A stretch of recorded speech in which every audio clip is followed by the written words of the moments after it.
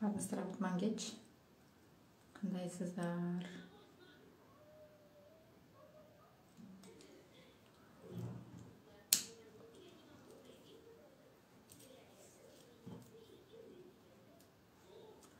Так, снова жоопты жазып коеюн.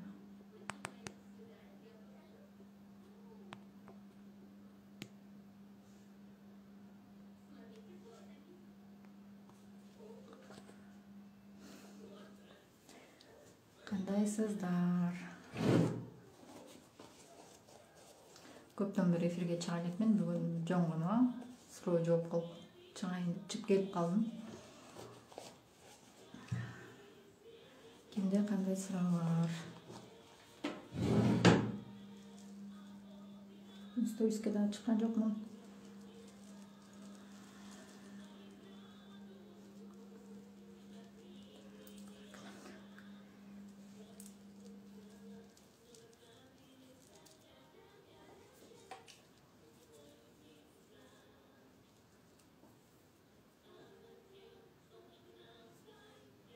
Классно.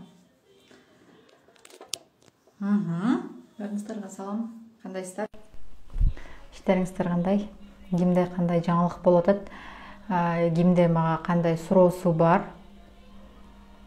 Суроолоруңуздар болсо жазыңыздар. Директке бүгүн максимально баардыгына эле жооп бердим.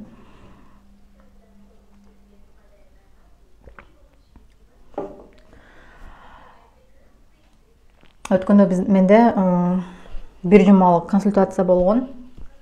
Бир жума бою айымдар бүт суроолоруна жооп алышкан. И ошол жактан самый главный суроо бул кайын журт менен отношения болду. Самый частый суроо ушул экен да. Бүт бар менен иштеше келгенде эле кайын журт, анан күйөөсү менен суроо и плюс акча. Бүттү. Ушул 3 суроонун тегерегинде эле айланып, тегеренип жүрө бердик да. В основном элдин баарын ойлонткон суроолор ушул экен. И өткөндө биз билесиздер, Айтунук менен бир жумалык өзүбүзгө өзүбүз марафон уюштурганбыз. Ошонун результатында китеп окуш керек болчу. Мен биринчиси «Путешествие души» окуп бүткөнмүн. Экинчиси «Предназначение души» деген китеп болчу. Могу китеп өзүм ушул китепти тандап алгам. Окуймун деп могу китепти окуп бүттүм. И мурун эле мындай как-то көп эме кылбасам, вот ушул китептен кийин, именно ушул китепти окугандан кийин мен көп нерсени башкача ойлонуп баштадым да. Эмнеге дегенде, ушул темада көптөн бери эле кызыгып жүрөм, көптөн бери эле окуп жүрөм, курстарга катышып жүрөм. И могул именно китеп акыркы бардык суроолорго мындай айтканда точканы койду да. И көпчүлүк адамдардын проблемасы, азыркы күнүмдүк проблемасы, күнүмдүк тытынганы, кандай десем, бул жөн эле болуп кеткен да, мындай эле болуп кеткен да. Адамдар көпчүлүк учурда бул жашоого эмне келгенин деле билбейт да. Өзүңүз азыр жашап аткан максатың эмне десе, үй алыш керек, машина алыш керек, бутка туруш керек, там бизнес ачыш керек дейт, там еще что-то. И все. Андан арычы десең, биринчи мындай үй, машина, у кого нет үй, машинаны айтат. Андан ары эмне кыласыз, бизнес ачам дейт. Окей, дальше десе бүттү, ошо менен жашай берем дейт да. Глобальный цель, мындай видение мындай айтканда жок да. Бул жашоого келген, эмнеге келген адам өзү тоже не понимают, не знают. Кылып аткан ишин эмне үчүн кылып атат. И именно ошонун негизинде то, что люди не знают келген максатын да, основной, главный. Мен билем аты кандай болот. Сизме жакта сонуска болот такы. Занчик, анан сонуска аты койгонча, ошонун сонуска занчача. Эме мындай аты асысытын аты качат. Хорошо.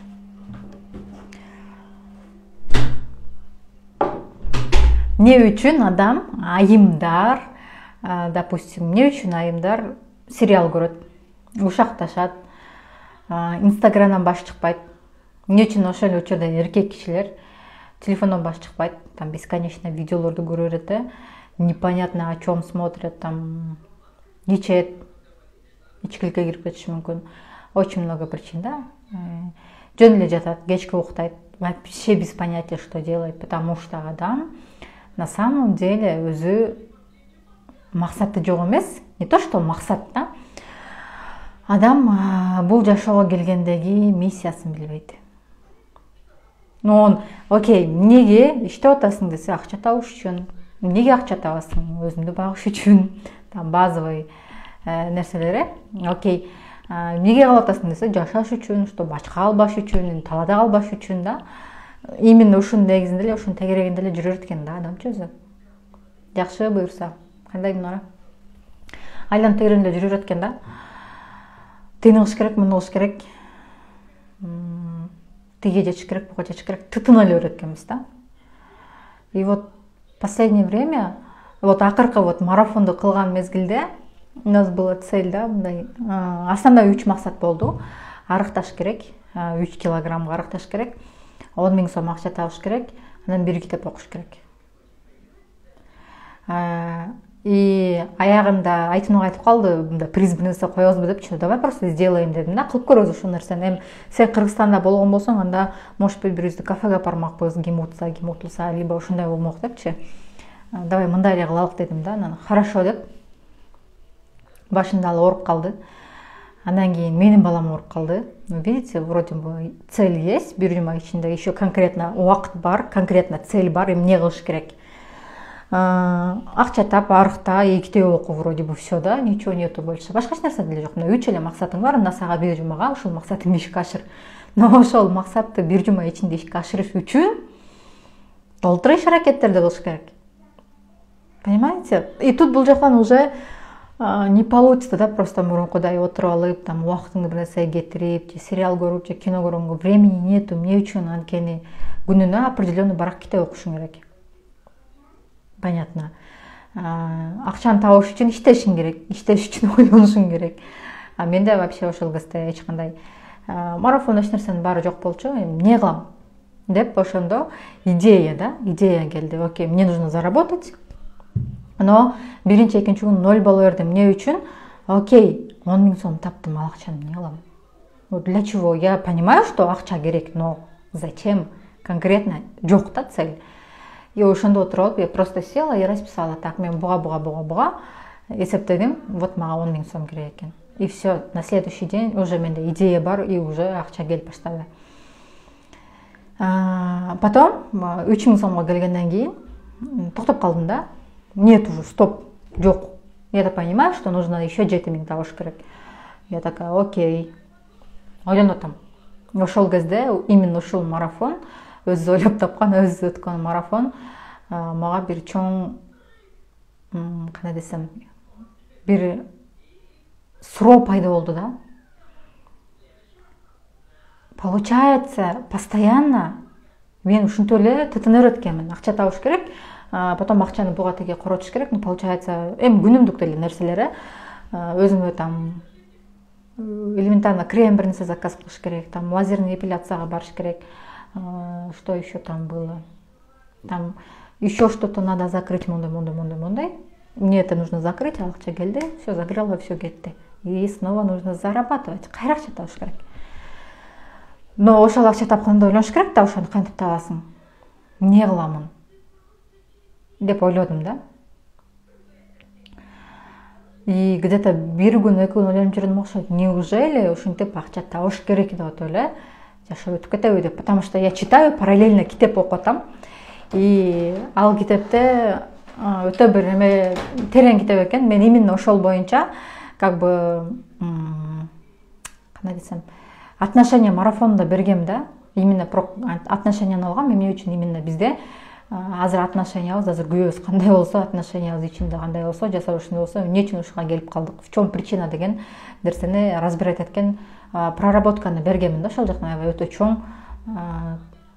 И ар бир адам бул жашоого өзүнүн сабагын алыш үчүн келет да. У каждого свои уроки.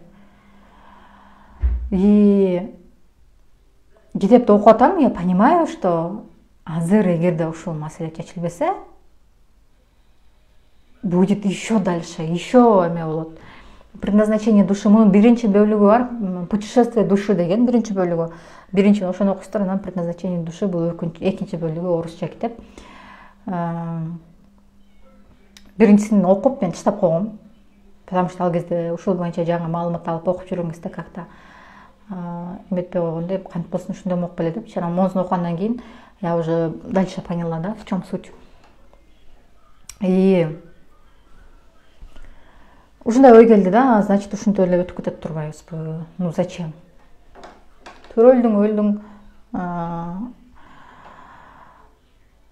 окей, үй алдың, окей, машина алдың, балдарың чоңойттуң.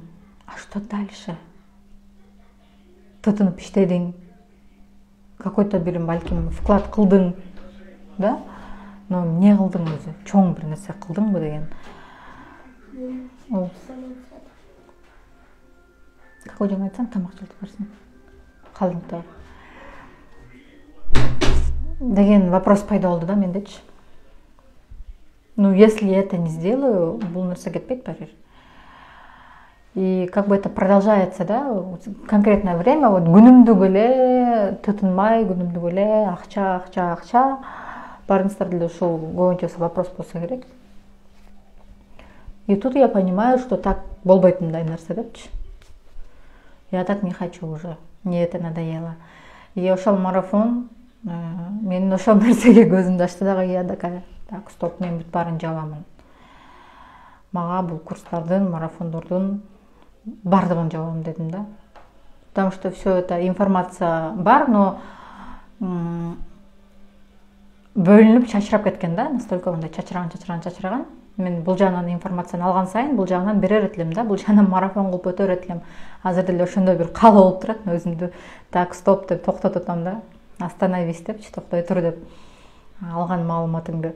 Ушундай эмен бар да, маалымат алдым берерим. И ошондо бесконечный марафон болуп кеткен да. Я думаю, надо все это закрывать. Жабыш керек. Так нельзя. И алдым дагы полностью бүт курстарым, бүт марафондорумду зараз жаап салдым. Просто-напросто взяла и закрыла.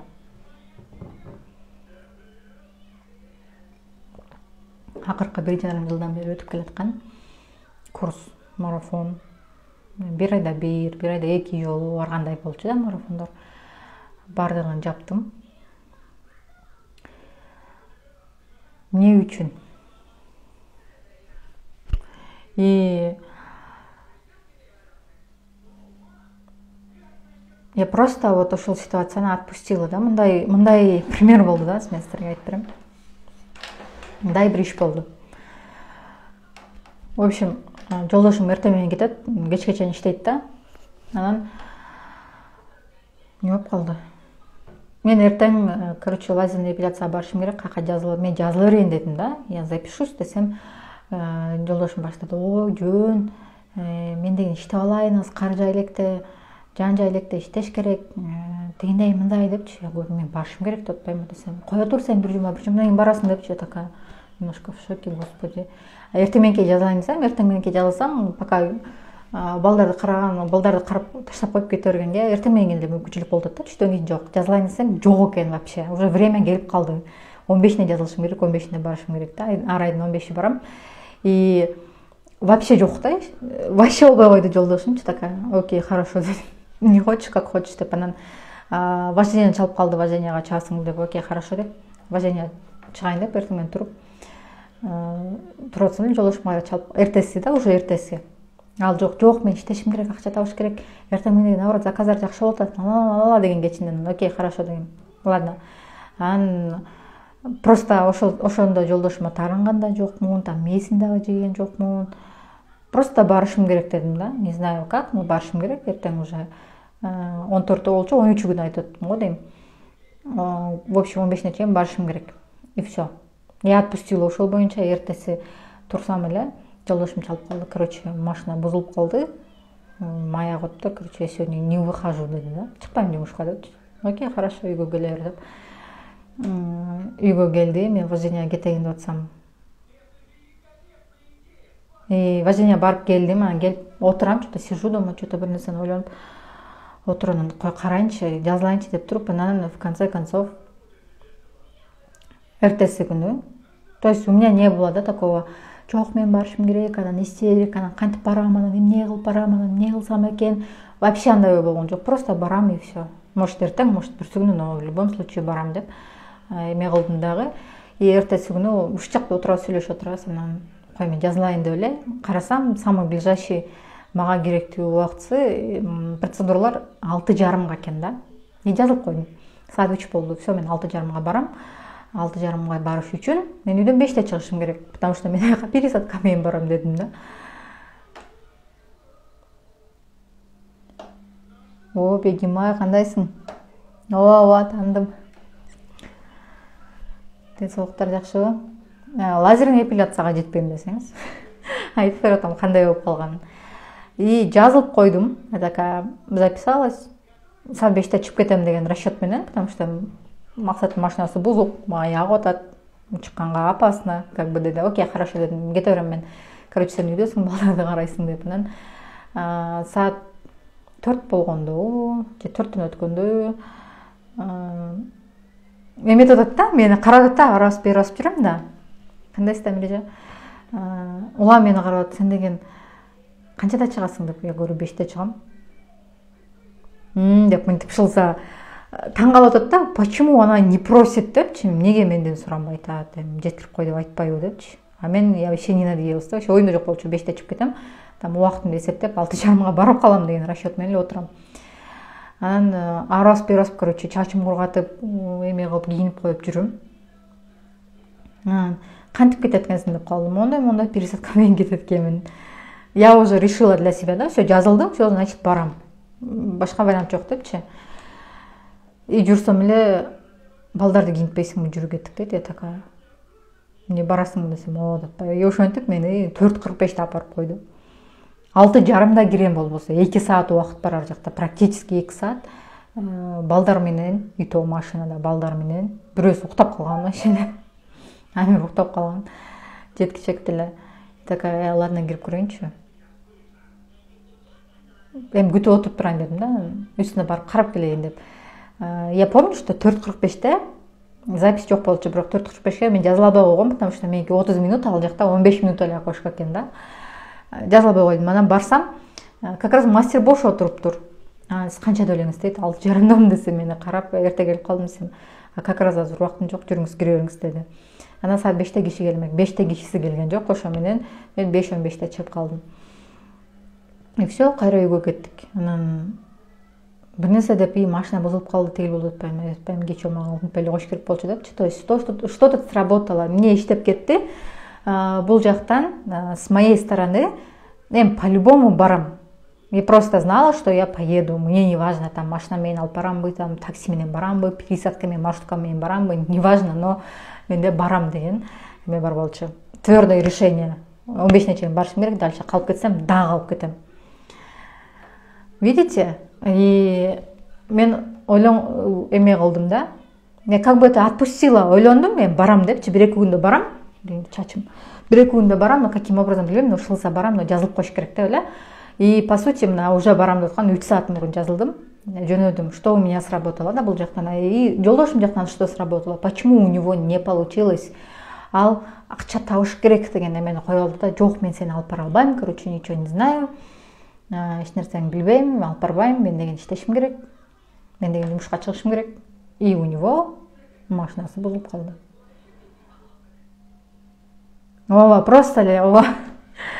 Мен даже эме кылган жокмун. Мындай болот го, кээ бир нерсени кылам, по-любому кылам деген нерсе болот да. И сомнение да болбойт, аякта страх да болбойт, коркуу да болбойт. Ойлонбойсуңар да. В общем, ойлонбойсуңар. Эч бир каким образом, кантип, эмне кылып, анан канчада, анан каяка деп. Я просто посмотрела, там убактыларын калсам, кечке эле убакыт экен. Ладно, жакындаганда жазылайынчы деп коюп эле ошонча. И на следующий день каким-то образом именно жолдошум, потому что цельди акчага коюп алды. У него акча табыш керек деп тытынган эртең менен, все, жумушка чыкпай калды. Акчадан жок, отуруп калды. А я наоборот просто ойдо жок жерден эле, по-любому барам дедим, я пошла. То есть ойлонгондо эмесмин мен. Болбосо мен үйдөн 5-те эле чыгып кетмекмин да, пересадка менен кете бермекмин. О, менин ВКда анын машинасы бузулду. Ну, вообще-то мындай ой кеткен да. Была одна мысль, да, блин, машина туруп, эми ошол жака жолдошум өзү таксиде иштейт. Мне зачем вызывать такси, если он өзү таксиде иштеп атса, үйдө такси турса, зачем такси чакырып дедим да. Ладно, маршрутка менен барып келе берейинчи. Заодно эл көрүп дегендей деп үйдөн чыга элекмин деп ойлоп койгом да. Но машина туруп эми маршрутка отурган эмне деген жакшылык деп ойлоп койгом да ошол кечиндечи, ошенткенчи. Машина туруп, кайра маршрутка отуруп калган ушул турбайбы деп просто ойлоп койгом. И вот на следующий день ошол нерсе болду. И өзүңөрдүн оюңорду контролдоп көрсөңөр, просто проконтролируйте свои мысли, бүт ойлогон нерсеңер боло берет да. Бир нерсени ойлодуңар, бир нерсе кылайын дедиңер, бирок жактан страх пайда болот. Сомнение пайда болот, и болбой калсачы. Коркуу сезими, монтип кетсечи. Кичинекей 1% сомнение, либо 1% страх барлык нерсенин баары тескеринен калып коет да. И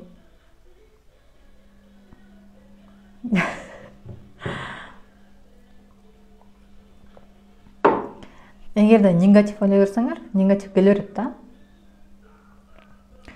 Мен айтам, фокусту башкага бургула, ойду башкага бургула депчи. Но когда у тебя долги, карызда отурсаң, там кредит, процент, там күнүнгө жетпей атса, там проблема болуп атса, адам позитивди ойлой албайт да. Он не может. Канча оюн контролировать эткен күндө деле акыр аягы барып азыркы ситуацияларга түшө берет. Азыркы ойлорго түшө берет. Бүгүн эмнени ойлоп атасың, ошол нерсеге түшө берет. Аракет кылат жакшы эле, мындай кылайын, тигиндей кылайын деп, но через какое-то время кайра кайтып келе берет да. Фокус кайра ошол жака, потому что ал күндө болуп атат да, жашоодо болуп атат.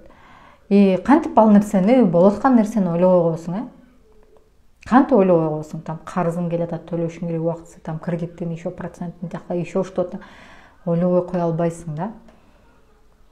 Ооба, сонун өстүрүп атам. И бул жактан уже смирение деп коет.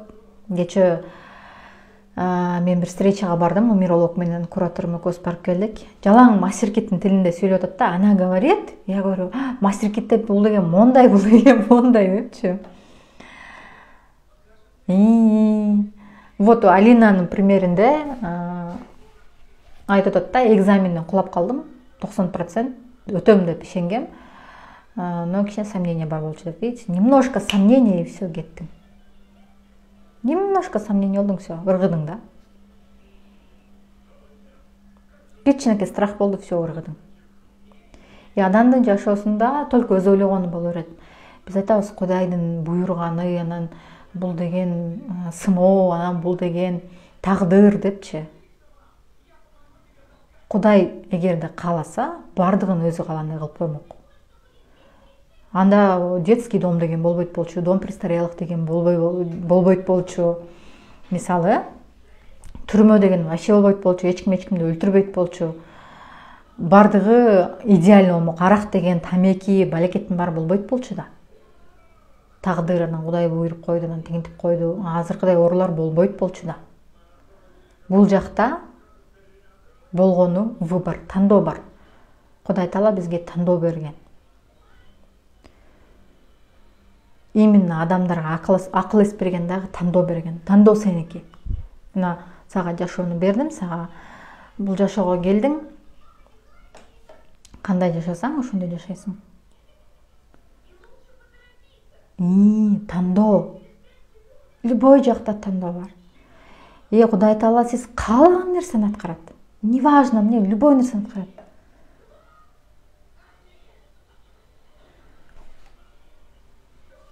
Ага берген жок, аны сүйлөшөм жакында ала мен да. Мисалы, жаман нерсени ойлоп атасызбы, Кудай ушуну каалап атасыңбы, эме кой деп бере берет. То есть айтат го, периштелер бардык айткан нерсеңерге амин деп турат депчи. Мен пендем ушул нерсени каалап аткан турбайбы, эме деп бере берет да любой нерсени. Любой нерсени бере берет. Вы подумали, все келе берет, подумали, келе берет да ошол нерсе.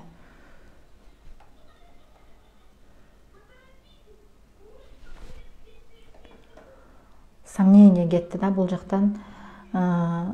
100% ишеним деген нерсе адамда в общем жок да. Я на чем себя словила последний вот моментте, качан болбосо тозок менен бейиш болбойт эле да, жалаң бейиш болот эле да. Кудай Таала ушунча адамды жаратып аткандан кийин адам өзү тандап атпайбы, ошо тозокко чөбү бейишке чөбү, если так смотреть, туурабы? Но по сути тозок менен бейиш деген адам бул жашоодо эле кылып коюп атат, ошол тозокту делечи ушул жактан эле кылып коюп атат, жалган жашоодо деле. Тут немножко сомнения и все кетти да, слетает. И көпчүлүк учурда адамдар мындай болот да, либо бардык нерсени Кудайга жүктөп коет, Кудай буйруганын көрөбүз. Кудай буйруганын көрөбүз. Насип этсе, буйурса. Вот это слово Кудай буйурса. Мен колдонам постоянно ушул сөздүчү негизичи. Но я понимаю, что сен кандай кааласаң, Кудай ошол нерсени буйруп коет сага. Сен кааладыңбы ошол нерсени кылып коет.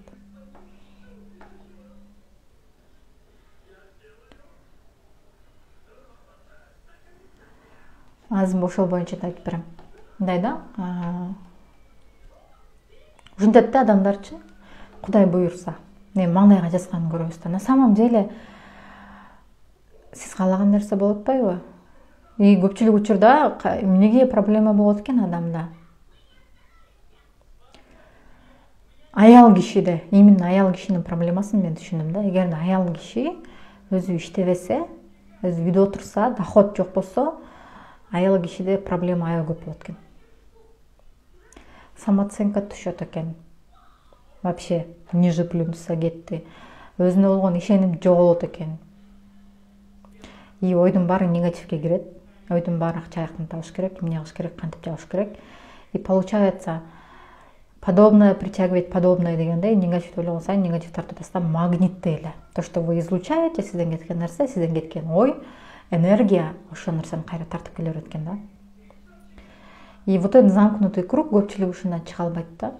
Он не может выйти. Көпчүлүк адамдар именно ошол замкнутый кругтан чыга албайт. Айланып, тегеренип жүрө берет ошол жактачы.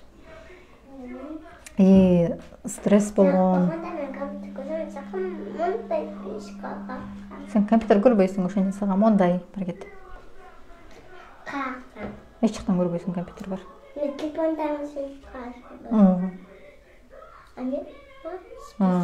Сен мынтип кой, компьютер көрсөтпөйм баары сага. Дагы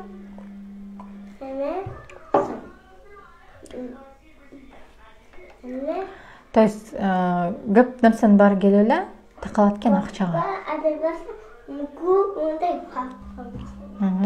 Акчага такалат экен да, мен ушул нерсени аябай жакшы түшүндүм да. Я вот не понимала, почему айымдарда проблема көп. Тигил проблема, бул проблема, тигинтип атат, мынтип атат, анан антип койду, бул мынтип койду. Жазгандарын көрсөм, күйөөм, кайынжуртум анан акча дейт да. Самыйлан анан балдарымды урушам, андай кылам дейт да. Потому что качан аял кишиден доход жок болгондо, никакой доход жок болгондо, самооценка падает. Күйөөсүнүн көзүн карап отуруп калганда, вообще двойной и так далее кете берет экен. Хоть сиздин күйөөңүз миллионер болсун, хоть сиз прям шумдук жашоодо жашаңыз, саякаттарга чыгыңыз, но эгерде өзүңүздүн доходуңуз 0 болсо, акча таппасаңыз, демек, в любом случае сиздин самооценкаңыз все равно 0 болот да. Именно ошол нерсени мен аябай жакшы түшүндүм да. И тут вот уверенность бардык нерсенин баары жоголот да. Просто все исчезает. Но мунун дагы экинчи сторонасы бар. Вторая сторона медали. Аял киши акча табат дагы. И зачем мне мужчина? Зачем мне муж, мага күйөөнүм эмне кереги бар дейт да. Өзүм таап атам го, өзүм иштеп атам го. Зачем мага проблема кылып күйөөнүн эмне кереги бар дейт да. Экинчи сторонасы.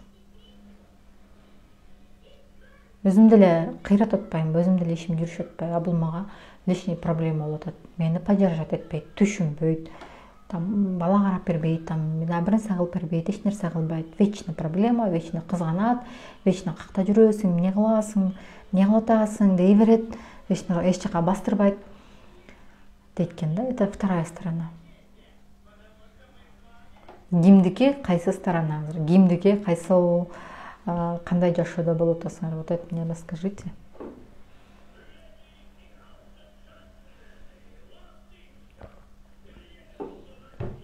Зачем мне муж, когда у меня все нормально? Балдарым өзүнчө ойтуп атам, там садикке берип коем, допустим, иштеп атам, ишим болуп атат, но күйөөм мне просто мешает. Либо күйөөм жок, эч нерсе кыла албайм, ничего не могу делать, күйөөм болгон үчүн жашап атам. У кого как? Көпчүлүк эмеде ушундай да, из крайности в крайность да.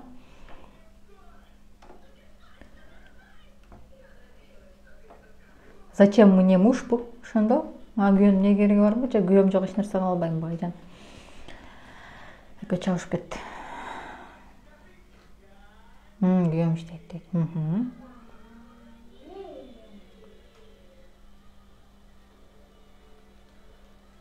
дейт. То есть бул жакта баланс жок да. Нету баланса. И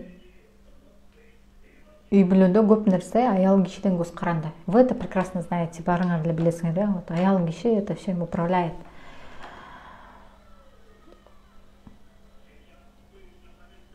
Но почему-то эмнегедир из этой состояния, вот ушул состояниедан чыгыш аябай кыйын болот да аял кишигечи. Байкасаңыздар, именно аял кишинин состояниясы кандай болсо, үй бүлөдөгү погода ошондой болот.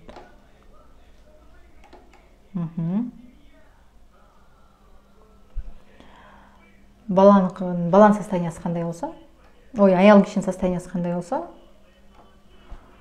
үй бүлө точно ошондой болот да. Прям абсолютно. Эмне үчүн важно, маанилүү, чтобы аял киши өзү өнүгүш керек, аял киши өзүнө билимине акча салыш керек. Эмне үчүн ушул нерсе керек? Потому что үй бүлөнү сактап кала турган деле өзү аял да. Балага тарбияны берген аял. И именно аялдын энергетикасы, именно аялдын настрою барлык нерсени чечип коет да.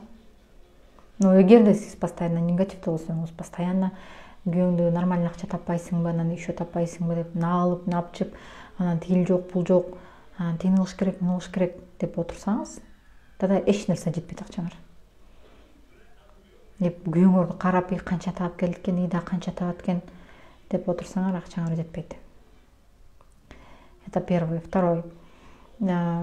Күйөөм мага кереги жок, по сути, өзүм деле кыла алам. У меня все нормально получается. Сонун эле. Күйөөм мага как бы балам болуп калды, как старший сын дей турган болсоңор, это вторая сторона. Там тоже болбойт да. Из крайности в крайность мындай айткандачы. И важно, чтобы ушул жактан баланс болуш керек. Именно баланс. И менде өткөндө эки айым ушу жазды да, мен женская энергия марафонун көрүп атам. Аябай көп жаңы нерсени алдым өзүмө депчи. Мариям, не выключай. Ладно, мейли өчүрүп отурабыз. Өзүмө өтө бир жакшы нерселерди алдым деп эки эмеден келди да, эки айымдан ушундай жооп келди да. Бир жумалык консультация, и ошо курстарды сатып алган айымдар да. Кайра көрүп атам депчи. И бул жактан дело не в том, что вот эркек кишине там мотивация бериш керек, анан ага поддержка бериш керек, анан мындай кылыш керек, тигиндей кылыш керек, анан мактап туруш керек, анан эмне кылып туруш керек. Не об этом дело, кеп мында эмес да. Көпчүлүк психологдор ошону айтат да.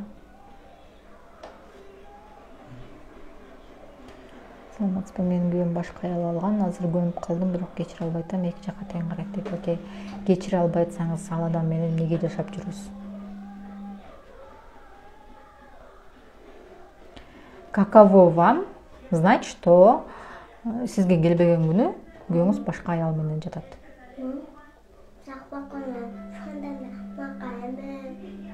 Каково вам делить мужа?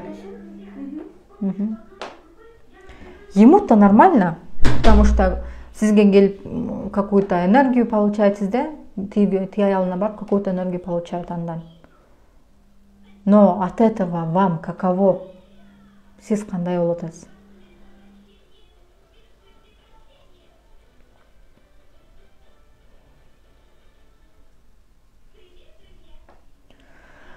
Окей, следующее. И что решает күйөөңөргө мотивация берген, анан аны мактап жактаган, анан массаж жасап берген, анан еще что-то, анан жакшы сөз айткан? Это все не работает. Ну вы попробуйте, ошентип көргүлө. Это все не работает. Через какое-то время вам это надоест. Мен эмнеге кылып атам бул нерсени дейсиң, зачем я это вообще делаю депчи. Тут важно именно состояние адамдын, аял кишинин состояниясы. Просто состояние человека. Состояние именно женщины, аял кишинин состояниясы. Если сизде баары спокойно болсо, у вас все нормально, вы спокойно, эч оюңарда мындай негатив жок, все хорошо, все нормально. Тогда и жашооңор да ошондой болот да. Көп проблема болбойт. Мен 4 балам бар, 2 айлык болгондон бери иштейм, күйөөмө карата жакшы табам, бирок жолдошум астапса да өзүн бийик сезет.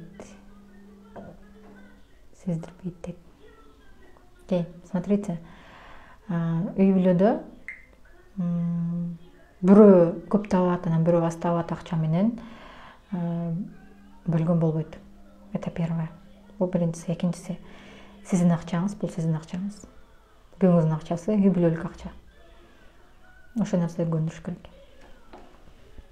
Вот у меня, например, өзүм иштейм, акча табам. Я свои хотелки я закрываю. Бир нерсе барыш керек, бир нерсе алыш керек. Что-то хочу, я просто күйөөмө сурабайм, я просто беру и делаю. То, что мне надо, да, мага керек нерсени. А күйөөмө келгенде продукты, там, майда чүйдө, вот это то купи, там, тыйын ала кел, муну ала кел. Это на него. Там, коммуналка что-то платить, күйөөмдүкү, это его забота. Я просто говорю, так, бул чыгып келиптир, монча сом, мынча керек бүгүнкүгө. Все. Еще могу говорить, монча сом, тыгынча сом. Если я что-то сама сделала, өзүм кылдымбы, значит, я это сама закрываю. Мисалы, 2 жылга рассрочкага фильтрди өзүм койдуруп алгам. Күйөөм билгенинди кыла бер деген. И өзүм төлөп атам. Понимаете? Ошол нерсени тоже.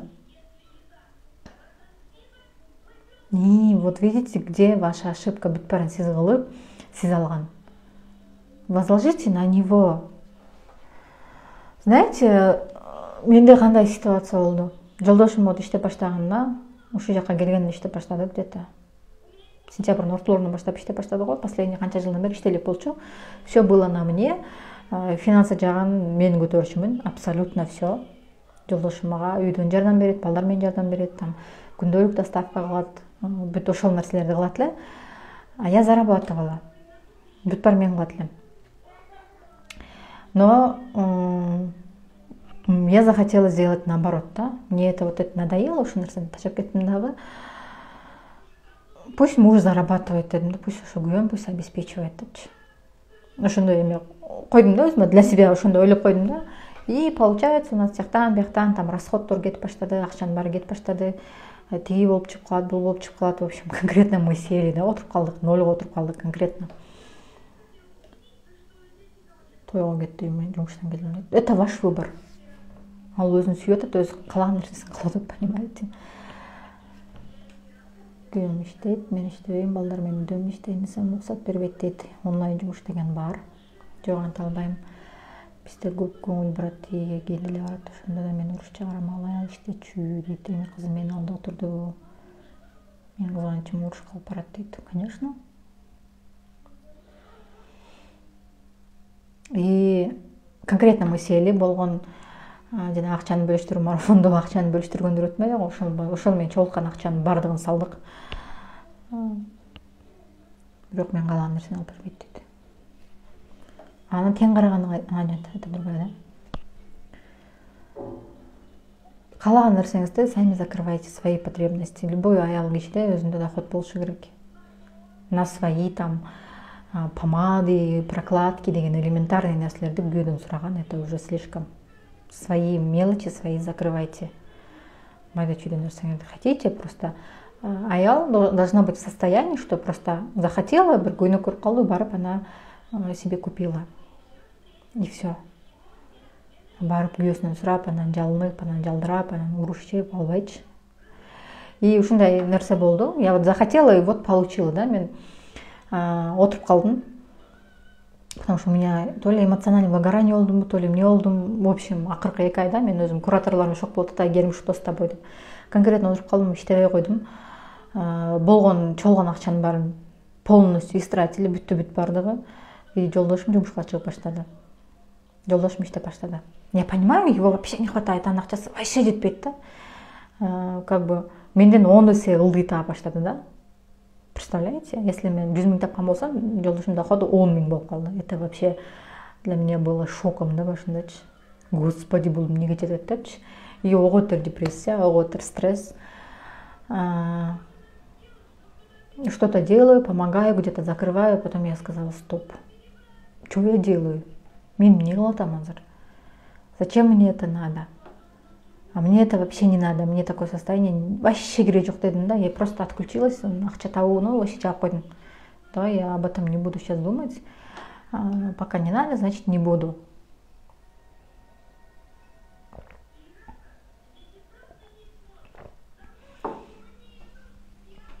Просто начала ему уже говорить, жолдошума, короче, тиги тыйынчасам, буга мынчасам, мондай керек.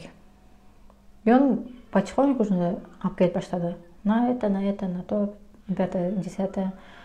Но я понимаю, что не потянет, да, мисалы, мурун ай сайын расходу 100 000 болса, алып туруп 20 000 сокращать болгон, это вообще нереально, да. Чересчур болуп кетет, да. Есть такие вещи, которые мен өзүмө керектүү нерселерим, өзүм кылган нерселерим, это бир 10 000, 20 000 чапчыйт, да. Просто-напросто.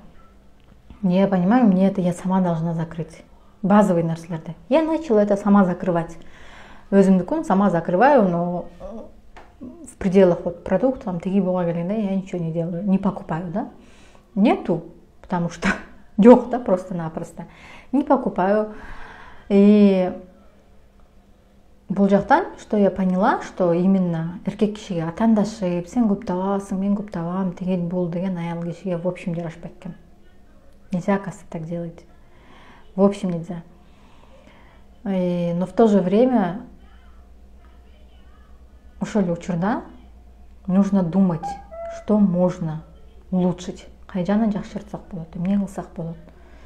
Что мы можем сделать?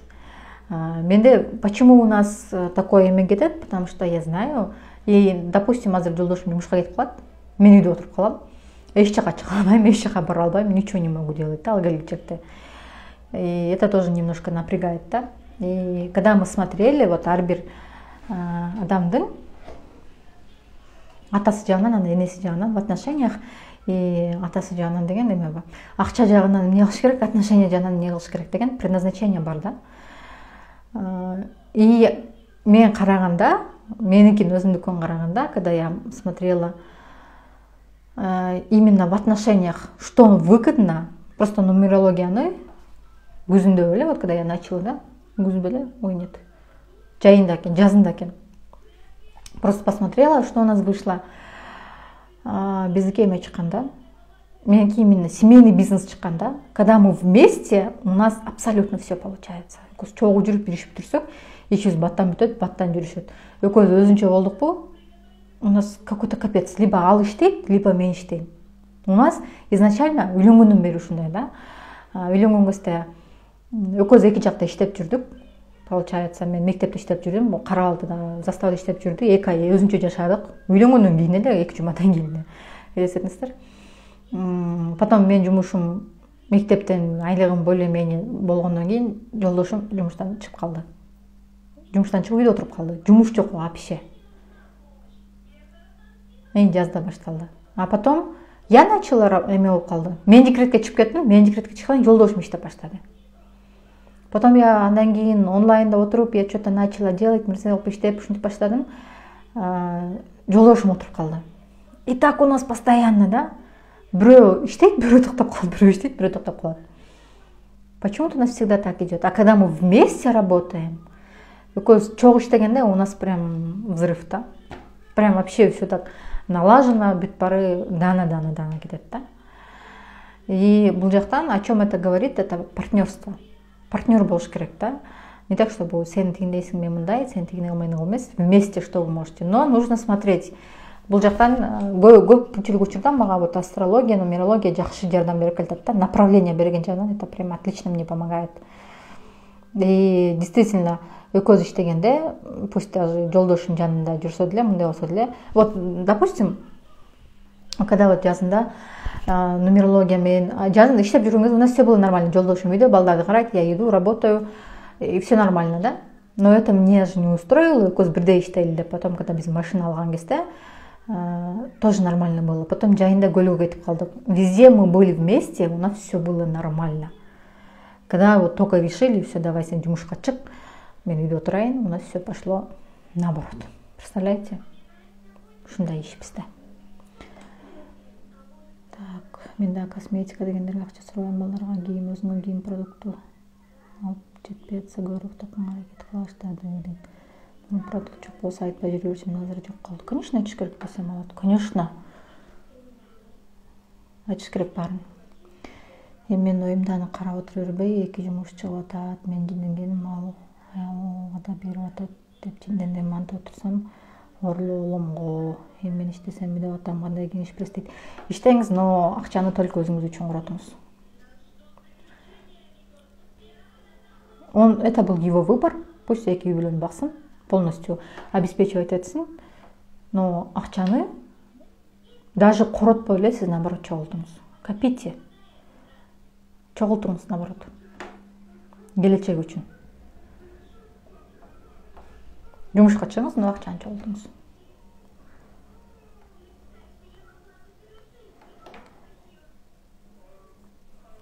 Кантип солот со стороны дейт. Эмнени мунара?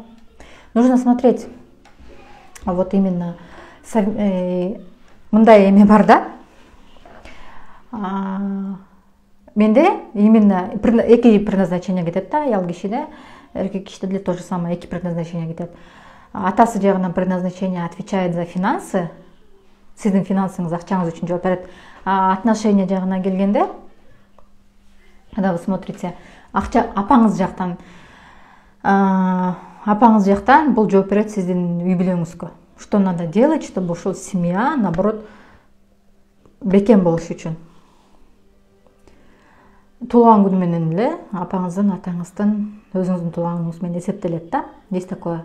Когда я свой посчитала, атам жактан кеткенде меники социальная работа, социальная деятельность на масштабах страны, то есть мамлекеттин масштабында кайнары бир социалдык иш деп чыккан да. Азыр мен кылып атканым это уже социальная работа да, айымдарга жардам берип, мотивация берип атканым. Отношенияны укреплять үчүн, то есть үй бүлөнү эме кылыш үчүн, как бы партнерство, үй бүлө менен жакшы жашаш үчүн мындай айтканда деп жазганымда, ошону эсептегенимде у меня семейный бизнес деп чыккан да. И ошол кезде мындай таң калып койгом да, что такое депчи анан. Я вспоминаю, когда биз жаңы күндөлүк чыгарып сатып баштаганда, мы вместе ходили, вместе все это делали, действительно все было нормально. Ал кезде, не знаю, как-то особо эме у нас был эме болчу да, жакшы жүрчүбүз да, вот гармонично да. И когда экөөбүз бир жака чыксак дагы, максат айтып берет да, сен менен чыксам эле пробкага түшпөйм деп берет да. Сен жок чыксам эле пробка, вечно бир приключение деп элечи. Анан сен менен жүрсөм бензин түгөнбөйт деп күлөрөт да. Такая мурун көңүл бурчу эмесмин, сейчас я смотрю, действительно да, экөөбүз бир нерсе чыктыкпы, бир жака бардыкпы, экөөбүз батыракпы деп. Что-то надо делать, быстро-быстро делаем. То есть у нас өзүнчө кеттиктегиче либо ал иштейт, либо мен калып калам, либо мен иштейм, либо ал калып калат. И так бесконечно. И ошол негизинде у нас очень много даже эме да болду, проблем тоже было.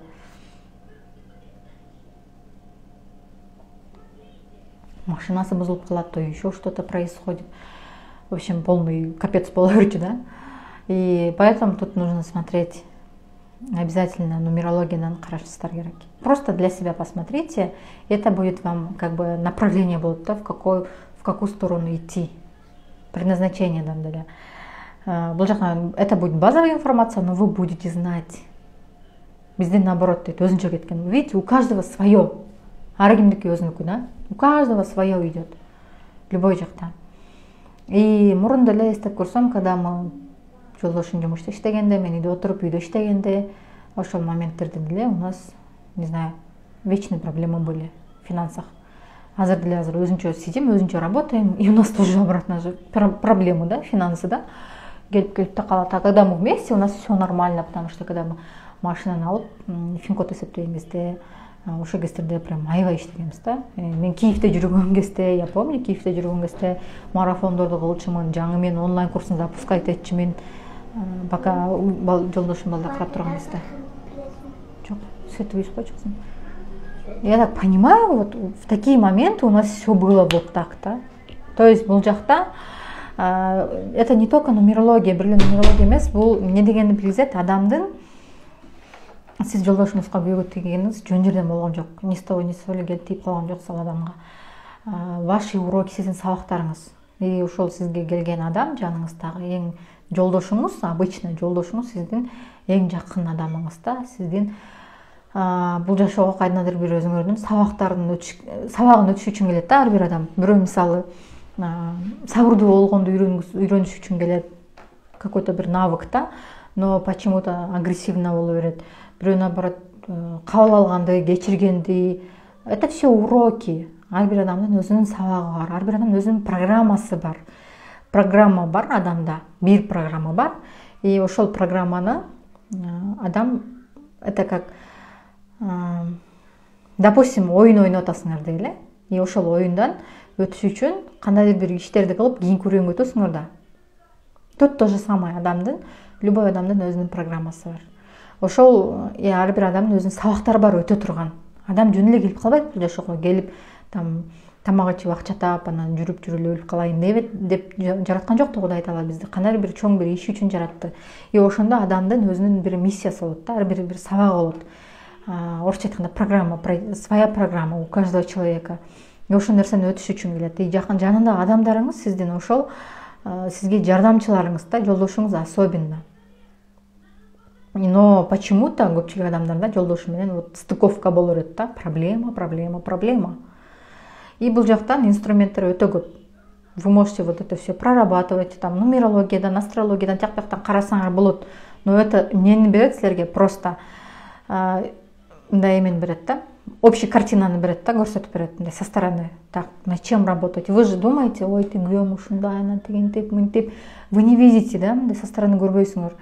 Вы не понимаете, что надо делать, эмне кылыш керек, кандай сенеже, эмне кылыш керек, как это пройти, что делать, ушундай нерсе боло берет да. И именно вот эти инструменттер деле бул жактан жөн келип калган жок. Астрология, нумерология жөн жерден келген жок. Это то же самое. Это просто показывать путь, в каком направлении идти. Мен постоянно, когда вот эмне кыларымды билбей калган кезде, сразу нумерологияны карайм да. Я просто смотрю, так, что там есть, где я застряла, эмне болду. И байкасаңар, самые ийгиликтүү, успешные адамдар тоже за этим следят. Нумерологиядан там эмне экен, там характер посмотреть какой-то, да, кайсыга эмне бар, там что надо посмотреть. И вот это смотрит, и это абсолютно нормально. Туулган күн менен, дата менен просто смотрят и все. Но нумерология бул сизге эме бербейт да, мындай айтканда, кандай десем, сиздин судьбаңыз жазылган эмес ал жакта. Там просто есть направление. И пока сиздин состоянияңыз өзгөргөн сайын, ал нерсе да өзгөрүп кете берет. Например, в прошлом году какой-то бир апатия, бир состояние түшүп калган кезде, у меня было определенный там, на что обратить внимание, эмнеге көңүл буруш керек деген нерсе да, бир список бар болчу да. В этом году посмотрела, в этом году совсем другой. То есть адам өзгөргөн сайын, и это тоже өзгөрүп кете берет. жанталашып жүрүбүз дейт. Азыр жанталашпай калдым, азыр акча таппай деле калдым. Я дома сижу. Почему? Просто я не хочу. Вот. Мне вот это уже, мне үчүн мен азыр марафондорумду жаптым, эмне үчүн курстарымды жаптым, именно ушул себептен. Я не хочу тупо зарабатывать деньги, потом тупо его тратить. Мне это надоело. Я хочу чего-то большего. Мен канчадан бери и орусчаны менин курсум бар болчу өзү. Просто кыйыныраак да. Мен англисчени үйрөтө алам, лучше попроще, оңоюраак үйрөтөм. Но это тоже не хочу. Я сейчас вот думаю, да, азыр ушул эменин үстүндө ойлонуп жүрөм, а чего я вообще хочу? Бул жашоодо эмнени каалаймын? На самом деле, чего я хочу? Чоң рахмат. Ушул суроону өзүмө акыркы 1 жумадан бери берип келатам. Вот өткөндөгү марафон мен өтө көп нерсеге көзүмдү ачты да. Вроде бы жөн эле башталган. Айгеримде жалкоолукту жеңген боюнча марафон кылбайлыбы деп айтты экөөбүз. Давай кылалы. Кандай тема кылалы десе, Айгерим биринчи өзү өтүп көрбөйлү ошо марафон программа түзүлүп, кандай дейсип, о, давай круто. Өтүп көрөлү деп эле башталган ой болчу да. Мындай нерсе бар да. Заринажа, знаете, кимден уктум эле ушуну? Бир курска катышкам последний раз. И там было ушундай нерсе болду да. Есть жашоодо дейт, бул жашоодо толтура профессиялар бар дейт да. Ну, элементарно. Каяктан таап алдың аны, я? Чычкан. Бар, жей бер. Экинчисин Америкага коюп кой. Ошо курстан бир предназначение боюнча темага келгенде, андан бери уже канча өттү, я качан өттүм эле, но ошол нерсе мээмде монто айлана берди да, мне крутилось в голове кечки ошол нерсечи. Парикмахер дейт, бир парикмахер бар дейт. Допустим, мындай эле жерде иштейт. Окей, допустим, Ош базарда дейли, чачты 200 сомго кыркат. Но ошол эле профессияны билген башка парикмахер бар дейт. Там жылдыздардын чачын кыркат дейт, там бир нерсе кылат дейт. Укладкасы эле там 1000 сомдон эле турат. Понимаете? Одна и та же работа.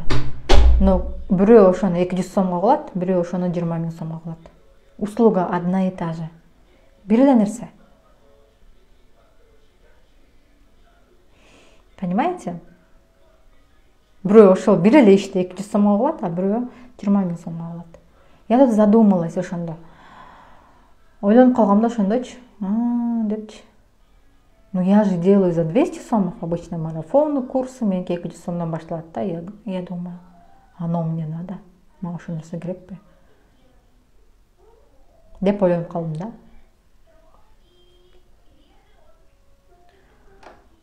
Вот.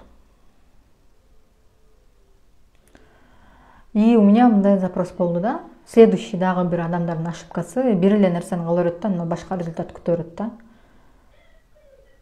Делают одни и те же действия, но ожидают другой результат. Күндө картошка куура берет, но күндө надеется, что ошо картошкасы майман болуп калат депчи. Но почему-то так не происходит. Почему-то картошкасы майман болгон жок да. И мен да ошол нерсе менен жашай бериптирмин да, ойлоп көрсөм. Я хочу, например, айына 1 000 000 сом тапкым келет. Но почему-то я до сих пор 200 сомдон марафону провожу. И я думаю, да, вот көбүрөөк киши келсе, я это закрою. Но почему-то это не получается. То есть это как көбүрөөк картошка жасап коюп, эми точно майманты болот деген сыяктуу да. Ну майманты болбойт да ни за что. Көп адамдардын проблемасы ушул да. Бир эле действияны кыла берет дагы, башка результатты күтө берет. И я вот тоже так делала. Бир эле действияны кыла бердим, но башка результат күтө бердим да. Мен 10 000 сом эмес, я хочу 1 000 000, но почему-то я все равно провожу марафоны.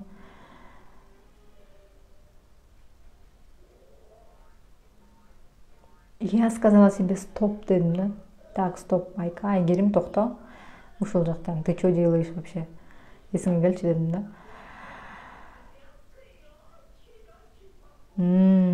Видите? Это бүт жактан. Во всех отношениях кетет бул нерсе.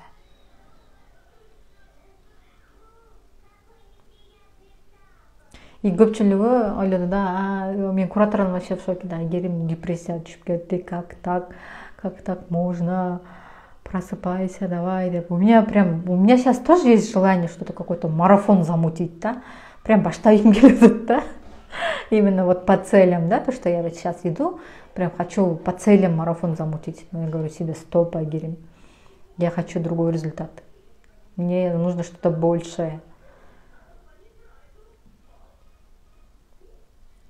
И инстаграмды ошончо да тазалап, инстаграмды тазалап баштадым.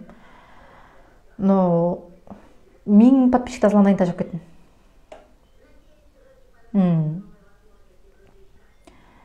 Тажап кеттим 1000 подписчиктен кийин, ай ладно дедим.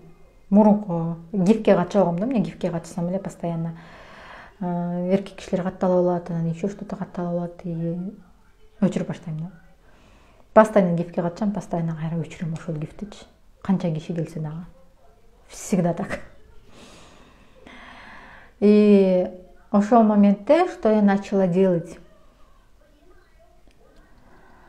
Кымбат марафон өтүш үчүн өзүм көп курстарга бар да кымбаттайт. Мен айына 15 000 20 000 курска барам, стабильно.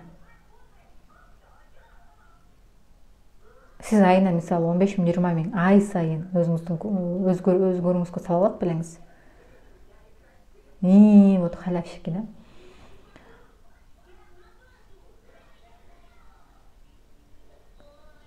Курстарым минимум турганы 15 000. Эң кымбат алган курсум 70 000 болгон. Это каждый месяц делаю. Ай сайын кылам. Но мне не надо просто да, как обычно происходит, бир курстан алып, окуп, келип копировать этип, кайра 30 000 сом коттум, кайра 300 сомго берген. Я не хочу так. Тут кеп анда эмес. Там кымбат курска барып, анан кайра ошо кымбат курсту копировать этип өтүп койгондо эмес. Не в этом дело. Менин билимимди, менин курсумду бирөө туурап чыгышы мүмкүн. Любой эле спикердин курсун бирөө алып туурап чыгышы мүмкүн, но ал спикердин билимин эч ким ала албайт да. То, что в голове, эч ким тартып ала албайт аны. Акчаңды уурдап кетиши мүмкүн, үйүңдү тонап кетиши мүмкүн, там машинаңды уурдап кетиши мүмкүн, но мээңди эч ким уурдап кете албайт да. Билимиңди эч ким уурдап кете албайт. Вот почему всегда өзүңдүн өзгөрүүңө именно эмеге акча салыш керек. Мышленияга. Көпчүлүк адамдарда какой есть страх? Если бизнес ачсам, күйүп кетсем эмне болот? Если машина алсам, там бирөөнү сүзүп алсам эмне болот? Авария болсом эмне болот? Үй салсам, анан үйүмдү бирөө тоноп кетсе эмне болот? Люди вот живут в страхе, да, постоянно корку сезиминде жашайт. Почему? Потому что кылсам, ошентип кетсем, эмне кылам дальше? Что я дальше буду делать, дейт да? Дальше эмне кылам? Аз бизнес ачып баштан банкрот болуп калсамчы, что будет?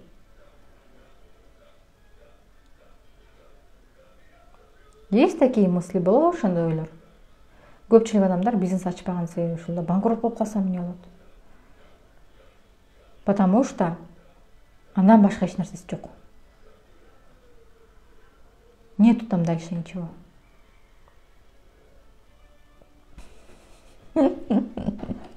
Это все и кече ошо недельный консультациядан дагы бир эже айтып калды да, постоянно кечинде магазинди бекитип атканда, эгерде жалгыз болуп калсам, мени бирөө келип муунтуп салчу да, же бирөө келип там бычак сайып кетчү деп сезилет депчи. Я говорю, окей, сизди муунтуп салды, бычак сайып кетти, дальше что деп атпаймынбы? Магазиниңиз тоноп кетти, дальше эмне болот деп атпаймынбы?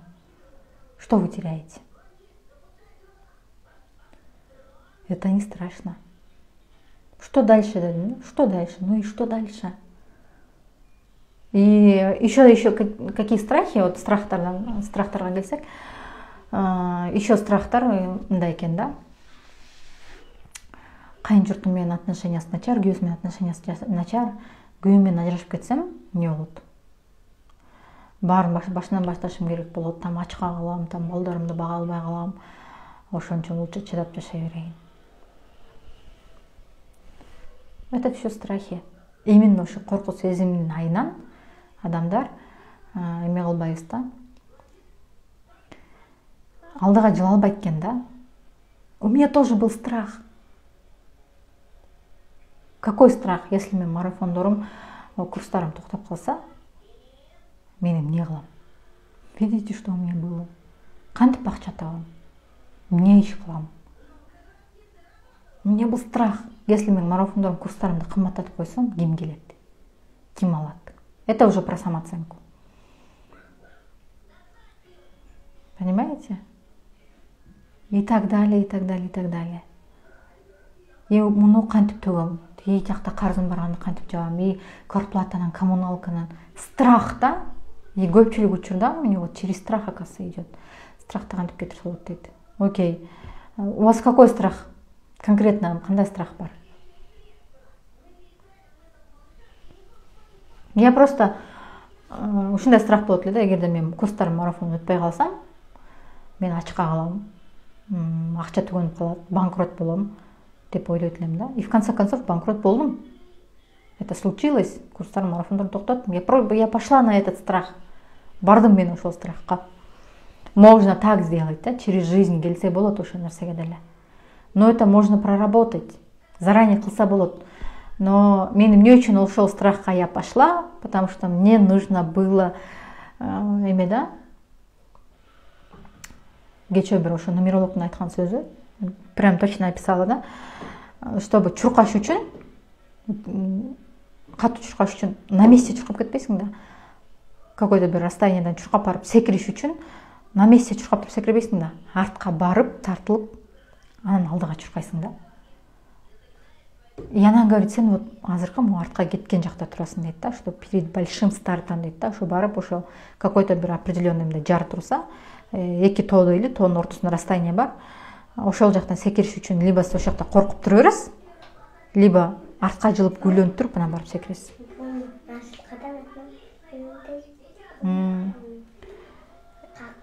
Билбейм, Мариям, иштеп атам, ошко түшпөчү болсоңуз. Я вот делаю, да, разворот. Артка чыгып, разгон алып атам. И я прыгну через этот мост. А если мен ошол турган жеримен басып кете берсем, я бы туда упала бы. Жөн эле кулап кетмекмин.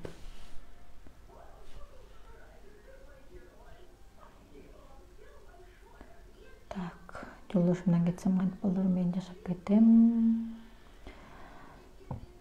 Мой страх, если я умру, как будут без меня детки. Ну, смотрите. Тут у вас два варианта. Жолдошуңуздан кетип көрүңүз, а потом посмотрите, что там произойдет. Кетип көрүңүз. Второй вариант. Өлүп көрүңүз, анан көрөсүз балдарыңыз эмне болот. Просто умрите, а потом посмотрите, что будет с детьми. Понимаете? Но именно вот этот страх адамды көпчүлүк учурда көп нерсени кармап коет да.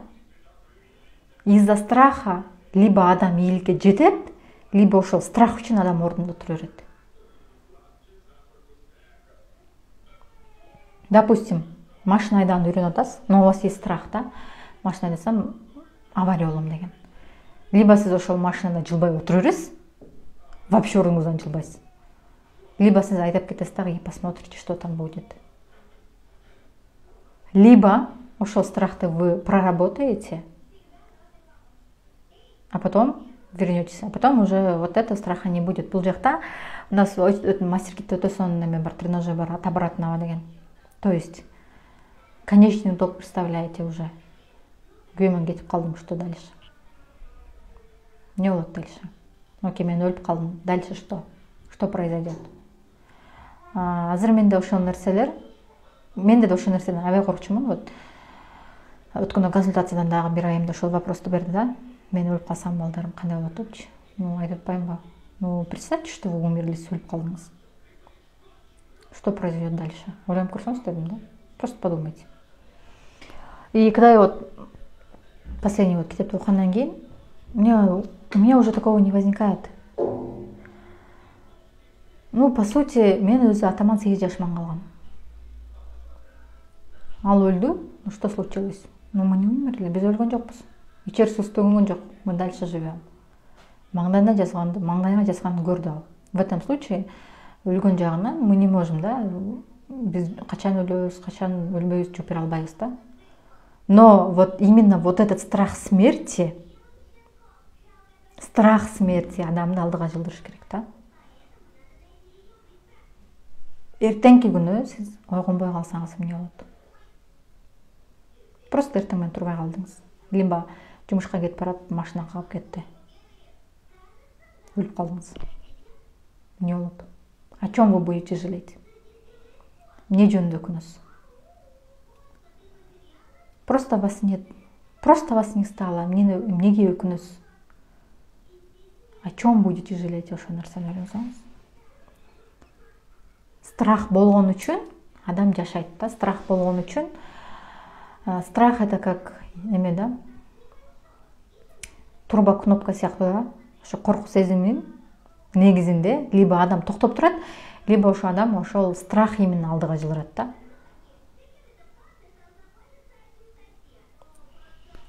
И подумайте, допустим, да.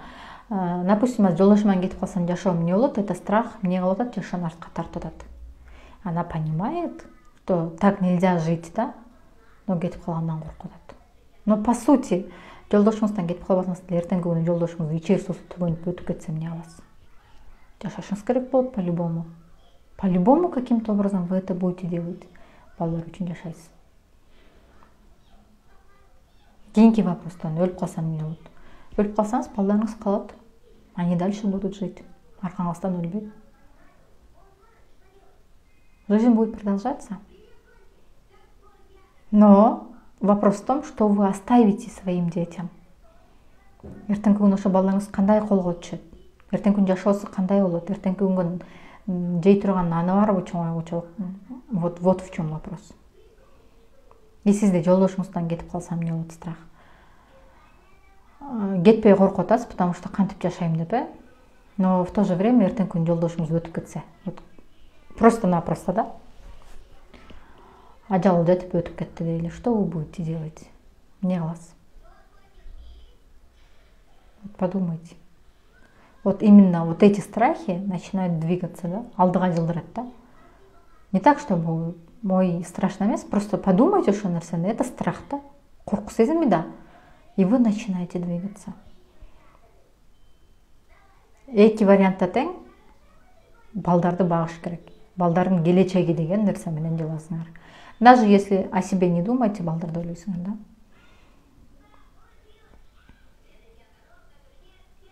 Потому что аял кичинекей это всегда так. Өзүн ойлойт, да, в первую очередь балдарын ойлойт, да.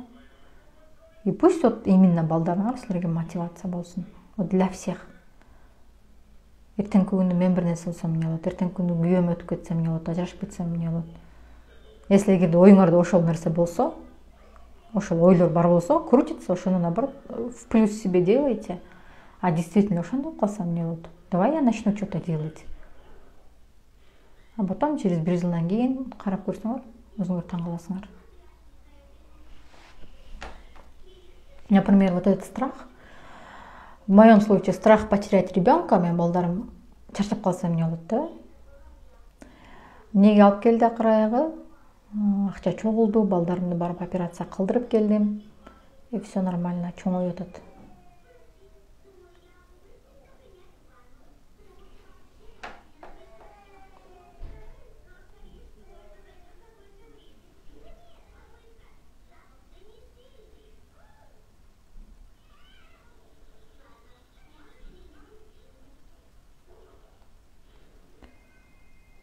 Эң жөнөкөй кечээ мен велосипед тееп үйрөндүм. Мен ошондо өзүмө сөз бердим, коркунуч деген адамды көп нерседен кармайт экен деп. Ооба, кармайт, конкретно кармайт.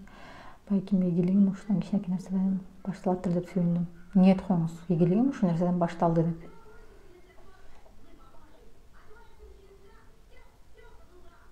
Четко объяснила. Вот. Ошондой. И менде да бир азыр мээмде бир одна вещь крутится, да. Мен Нью-Йоркко кайттым деп айттым, да, өткөндөгүчү. Я вот возвращаюсь, потому что мен алдымдагы эже экөөбүз чогуу келгенбиз компанияга. Чогуу катталып продукция алганбыз да. Анан ошол эже офис ачып атат да өзү. Канча ай мурун, вот 6 ай мурун она была такая вечно негативде, айгерим ишим болбой атат, айгерим акчам болбой атат. люди не приходят, на вообще ушундай болчу да. Өткөндө офис ачатам, Айгерим келбейсиңби, поговорим деп калды да. Я такая пошла, она магазин открыла. Ишим жүрбөй атат, балам кичинекей болуп атат, баласы кичинекей. Боюндар болчу, боюндар кезде келген да. Бизге боюндар кезде келген. Бала төрөлүп отуруп калды, там эмелерде. Кызга сеп, бешик, ушул нерселерди сатат да. Я пошла, она магазин открыла. Я говорю, господи, Назгүл эже, я вас не узнаю дедим. Мен вообще тааныбай атам дедим да, десем. Да, Дотбай Айгерим, я вот так, оказывается, все возможно деди да. Кажется, все возможно. Вот карачы могул жакта арендага алдым дейт. Вот снимаю, все, жолдошум бүт баарын жазап берди дейт. Колу билет да, уста экен жолдошу. Колясканы коюп коюптур. Говорит, нянька алдым дейт. Балдарымды частный садикке берем дегем, частный садикке бердим дейт. У нее так жизнь поменялась. Оказывается, бүт баары болот экен да, ниетиңе жараша депчи. Я такая, молодец вообще дедим да. Анан бир офис, ошол эменин помещениянын бир эмеси, комнатасы бош экен да, ошол жака офис ачайын деп атам. Командам иштеп атат деп ата, киши таппай атам, тиги эл болду аткан, азыр Москвадан кишилер табылды, Кыргызстанда дагы бар. Офис ачып иштейин деп атам. Давай дейт да. Я говорю, о, круто, давайте я вас поддержу дедим да. И я думаю, все, я возвращаюсь Энворкко. Я знаю там какие деньги, там бешеные акчалар да, вот конкретно. Айына тапкан акчаларын уксаңар, койчу дейсиңер, ишенбейсиңер да, но действительно там зарабатывают. Но ошол акча дагы вот. И өткөндө мени чакырган эже канча $1000, $25,000 в общем компания берди. Ал үстүнө канча кошту билбейм, ушулса Lexus алды да, 570 Lexus алды да. И доходторун көрсөң, айына алган акчалары $20,000, $30,000 ушундай акчалар да. Иштеген иштери ушундай да, вообще конкретно. И действительно, и то, что хорошо, там продукция настолько себя оправдывает, настолько результаттарды берип атат. И ошол эженин дагы жолдошу таштабай, я тебя поддержу дептир да, офис ачам десең, давай ач. Канча адамдын соогуна калып атасың деп ал айтты да, мен өзүмдүн күйөөмдөн результат көрүп атып, анан ошол кимге продукция сатып атканынан результат көрүп атып, мен ачайын деп чечтим офисте деди да. Так рассказывает. Она прям боюндар кезде дагы барып, офиске барып иштейт эле да, отуруп алып, сабак өтөт эле, там маркетинг түшүндүрүп берет эле, ушинтип эле жүрчү да. А мен качан токтоп калдым, мен Киевке кеткен кезде токтоп калды да, мен кийин нормально начала. Я думаю, я понимаю, что это у меня голова включается, да, вот бул жакта нормально акча бар. Жакшы акча тапсаң болот. У меня голова включается, мейим иштеп кетет бул жактан. Но в то же время я думаю, оно мне надо, да, там, да. Оно мне надо. И у меня вот такое вот азыр ушундай бир состояние, да. Эртең офистин открытиясы болот. Бишкекте болсо келиңиздер. 1:30 Дэн Сайопин 90 Кызыл Аскерде болуп калат. Асман деген кафенин эле жанында. Кызга сеп Алия деген магазин бар ошол. И ошол жакта открытие болот. Мен дагы барам. И вот я ее ошол Назгүл эжени көрүп алып, я такая удивилась, вот так поменялись десем, Айгерим, не говори дейт. Бул жакта сенин заслугаң бар.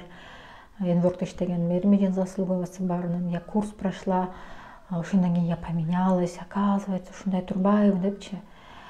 Көрдүңүздөрбү, аял киши, если она захочет, она все сделает. И күйөөсү жардам берип, поддержка кылып, ошол жакта бүт жасап оңдоп жүрөт. Полкалардын бүт баарын күйөөсү жасап бериптир. Күйөөм поддержкасы болбосо, я не знаю дейт. Но мен кылдым ушул нерсени дейт. Она вообще другая была. Действительно так поменялась. Эртең вот келсеңиздер Бишкектен, Бишкекте болсо келиңиздер, жолугабыз. Я решила, да, вот командам үчүн я приду депчи. Но потом думаю, иштегенде, а что я буду делать и то всё. И у меня сейчас вот так взрыв мозга, да. То есть я уже акча үчүн я не иду уже. Я за деньгами не хочу идти. Но я постоянно продукциясын колдоном. Аз балдарыма берип атам, мисалы, өткөндө балам ооруп калды, как раз тымын жок калган эле. Офиске барып алайын десем, анан эме болуп калды, балам бутунан шлепка эле кийип жүрөт да. Вообще тапочка көндүрө албай койдум эч эле, анан шлепка кийип жүрөт бутунда. Анан ошондо жөтөлүп калат.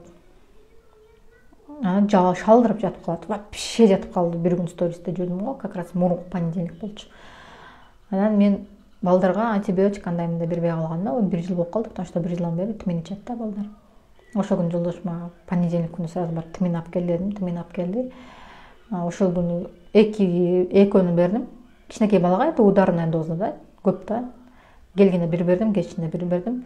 Все, анын эртеси где-то бир 2 күн ушундай 2ден бери бердим, эртең менен кечинде какырым баары чыкты дагы. Ошол күнү шалдырап 1 күн жатты, эртеси все туруп кетти. Все нормально. И жана да кызым ичим деп жатып калыптыр. Тимин ичтиң десем жок дейт, тимин бердим. Потом кусуп эс алды дагы, и все нормально ходит. То есть продукцияны действительно она себя оправдывает, да. Но тут вопрос в другом. Хочу ли я этого на самом деле деген нерсе бар да. Чынында мага ошол нерсе керекпи дегенчи. Там хорошие деньги. Действительно өткөндө эсептесем жакшы акча таптырмын андан. Там еще можно зарабатывать, но цель качан акча болгондо там эч кандай жыйынтык болбойт да. Я могу там зарабатывать, хорошо зарабатывать могу, но оно мне надо деген вопрос да, мага ошол нерсе керекпи деген вопрос да.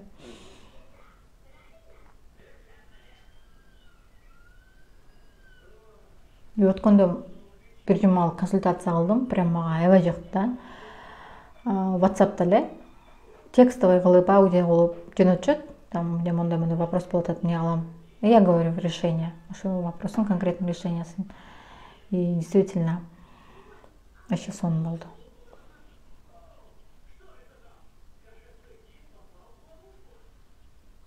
Когда вот прям ар бир адам менен мына конкретно точечно иштегенде жакшы результат берет экен да.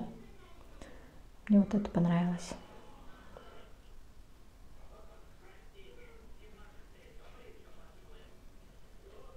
Кимде кандай суроо бар дагы?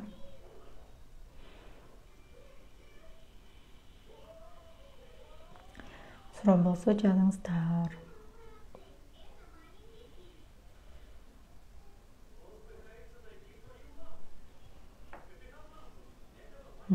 Ачымда суроо жок окшойт, эфирди сактап коеюн, а потом пересмотрите.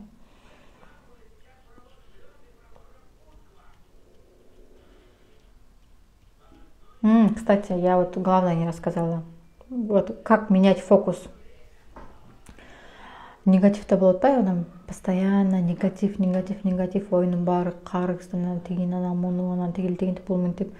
Ошондой да, составьте себе план на неделю. Бир жума эле болот, бир айга койбой болот, потому что бир айга койгондо, бир ай дагы көп бар го, бүтөм да деп жүрө берет да адамчы. Дисциплинага көнөсүңөр да өзүңөргөчү.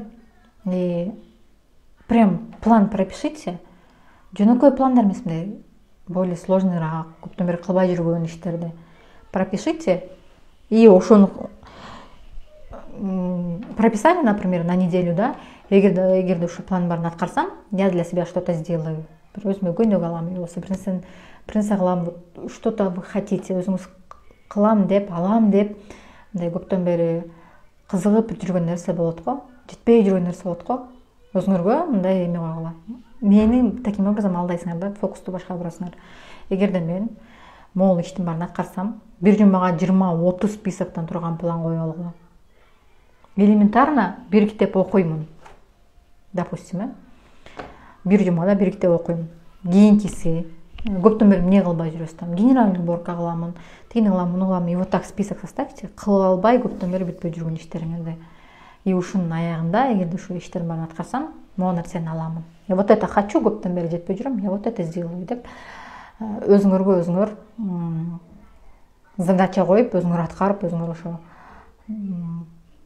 жетпей жүргөн нерсеңерге жет. И фокусту ошого бурсаңар, все, башка нерсени ойлобой каласыңар. У вас не будет времени, там уем тигинтип, анан тигинтип, анан у вас не будет на это времени. Жан талаш кылып каласыңар, муну бүтүрүшүм керек, тигини бүтүрүшүм керек. Заодно ошол иштериңер бүтүп калат, бүтпөй аткан иштериңер. И в конце зато фокусуңар башка жака кетет вообще. Вообще башка нерсени ойлонуп баштайсыңар. Бул экинчиси. Үчүнчүсү, уже акырында баарын аткарсаңыз, действительно ошол бир жума ичинде жетишсеңиз, ошол иштерди кылып, өзүңүзгө каалаган нерсени аласыз. Это прям конкретно работает. Мен ошону аябай көп колдоном. Но мен мону алам деп өзүмө эме койбойм да. Я просто говорю, мне вот это надо сделать. Мен көбүнчөсү и ошону, если вы понимаете, что сила воли жетпесе, анда бирөө менен спорт этсеңер болот. Или спорт этпей бирөөнү айтсаңар болот, жакын адамдарга да. Мен мына мондай план койдум өзүмө. Ушунча убакыттын ичинде аткарам. Эгерде аткара албай калсам, мен сага моюнча сом берем деп. 1000 сом берем, 5000 сом берем. Өзүңөргө ошол акчаны просто берип койгон жалко же. 5000 сомду бирөөнү жөн эле карматып койгон жалко же. И аны бербеш үчүн не кыласыңар? Аткарасыңар дегенин баарын. Понимаете, это второй вариант. Если все равно сила воли жетпесе, айларын албасам албай эле коеюн деген эме болсоңор, принцип болсо, анда вот так сделайте. Муну кайсы китептен окудум эле, по-моему, магия утрада бар ушул принцип, бирөө менен бирөөгө акча берем деп эме кылган деп. Но это реально круто работает. Мен эмне кылам, мен сториске чыгарып коем, мен бир жума ушул ишти кылам деп. Но я чересчур жоопкерчиликтүү адаммын да, мен кылышым керек да, мен кылбасам мынтип тынч отура албайм да. Надо деп берем да, поэтому делаю. Андай задачам жок болсо, я могу там сериал көрбөйм азыр. Я могу там какой-то фильм посмотреть, там что еще? Түшкө чейин уктап жатып алам. Ушинтип жүрөм да, если этого нету. А если конкретно мындай план болсо, на неделю элементарно, все, тогда я делаю просто. Это работает, когда вы только-только начинаете ойду контролдоо, фокусту контролдош үчүн. Но если вы хотите чего-то большего, масштаб болсо, там уже чоң цель керек да. Мен азыр ошонун үстүндө иштеп атам да. Я по жизни, чего я хочу деген нерсенин үстүндө иштеп атам, потому что бирок ошол нерсе жетиш үчүн биринчи мындан чыга алышыңар керек да. Биринчи жума план коюп, ошондон чыга алышыңар керек. Потом уже вам самой будет интересно, да, өзүңөргө коюп, өзүңөр аткарган. Вы спросите, берсин да. Эмнеге бербейт? Окей, ладно. Эфирди сактап коем. Көрүшкөнчө. Бишкекте болсоңуздар, эртең келиңиздер.